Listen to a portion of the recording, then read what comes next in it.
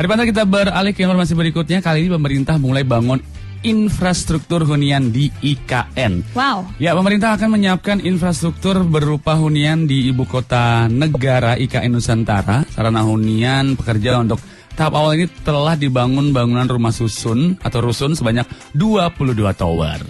Bambang Susantono selaku Kepala Otorita IKN mengatakan pembangunan hunian tersebut diperuntukkan untuk ASN, TNI, Polri, penduduk lokal dan pekerja serta untuk elemen masyarakat lainnya.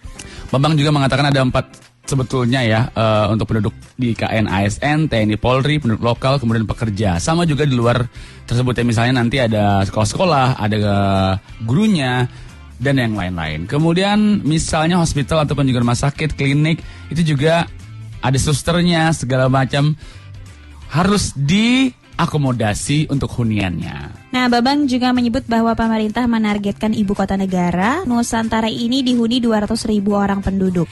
Kira-kira 200 ribuan penduduk ya. Penduduk itu di 2024 sebanyak 200 ribuan. Termasuk juga penduduk lokal, pekerja, dan pendatang.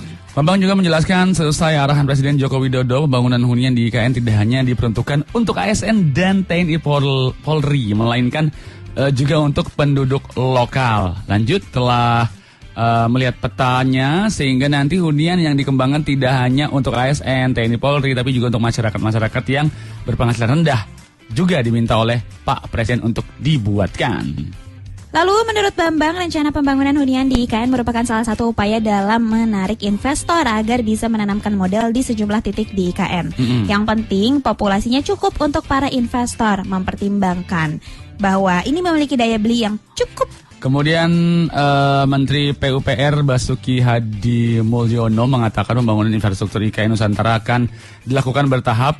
Kemudian untuk sarana hunian pekerja, tahap awal ini telah dibangun bangunan rumah susun atau rusun sebanyak 22 tower.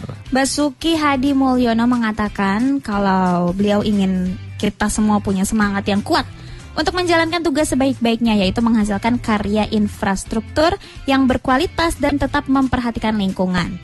Pembangunan IKN merupakan sejarah baru untuk mewujudkan peradaban baru dan harapannya semua pihak bisa menjadi bagian dari sejarah baru itu.